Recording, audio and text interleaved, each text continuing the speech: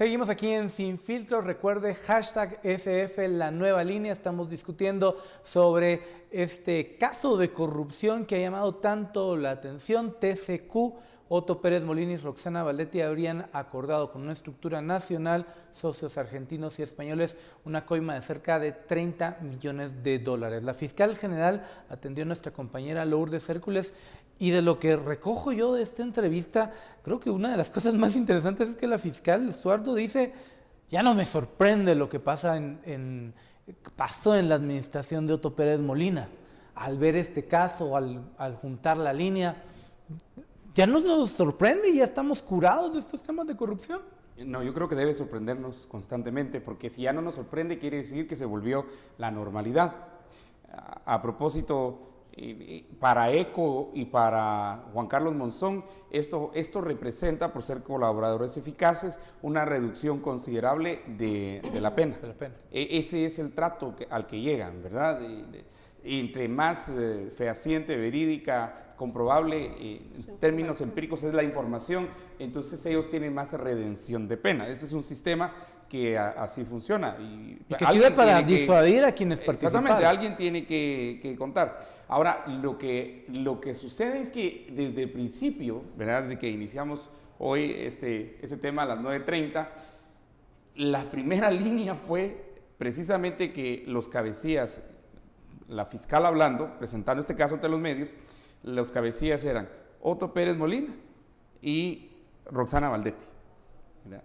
Y esto era porque mucho de lo que se decía era que, por ejemplo, Juan Carlos Monzón era el cabecilla digamos, de la línea 1, ajá, la de la SAT, o la de aduanas, ¿verdad? Sí.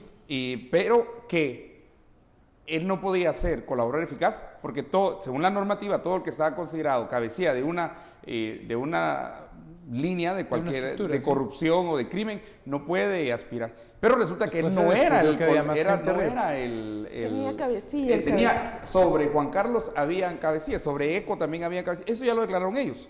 Y entonces en la unión de los pedazos de cada uno de ellos es que vamos encontrando este caso, pero van a salir más casos. Nosotros derivados también de esto mismo. Por lo menos a periodistas cada vez se le dice: mire, y viene otro, y viene otro, y viene otro.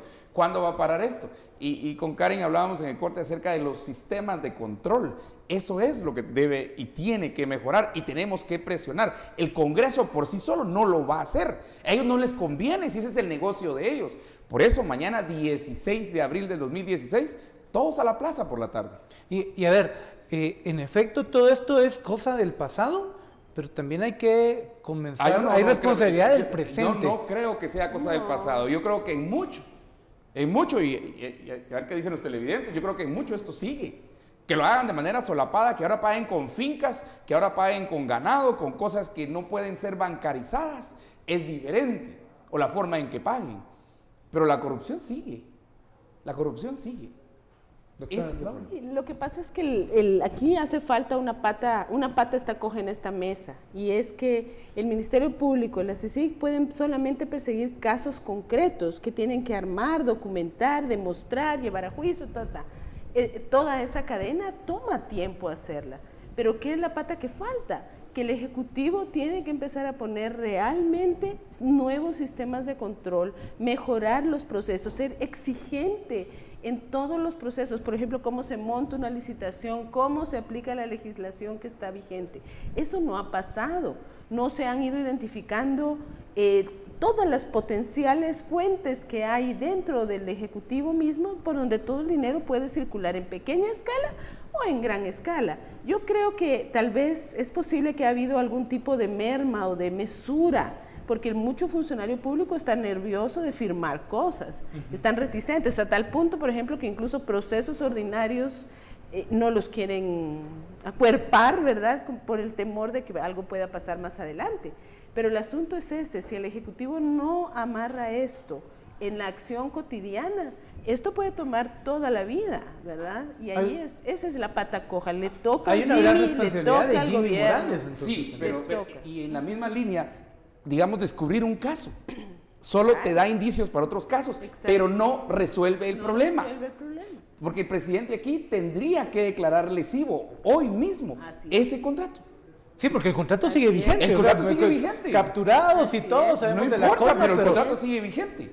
O sea, no vaya a ser que pase solamente, que tengamos solamente cambio de una línea que se descubrió a una línea que no se descubre. A ver, y a propósito de ese tema. Además, usted puede ir por cada Ministerio de Estado y Secretaría y va a encontrar las formas por las cuales estos procesos de corrupción estaban pasando en el gobierno anterior, en otros gobiernos y actualmente a lo mejor también. Entonces el tema es ese, si no se actúa sistémicamente para mejorar los sistemas de control dentro del Estado, esto no va a cambiar, ¿verdad? Voy a dejar una pregunta en el aire porque tenemos que ir a corte a la segunda parte de la entrevista, pero, y también usted en casa pregúnteselo, ¿el presidente Jimmy Morales ya se tardó en declarar lesivo esto? ¿O todavía están recibiendo el trancazo, asumiéndolo? Bueno, vamos a ir a un corte comercial. Debe decirlo, por lo menos debe decirlo, comuníquenlo. Cuando regresemos del corte comercial vamos a la entrevista y después terminamos discutiendo este asunto aquí en Sin Filtro, #SF, la nueva línea.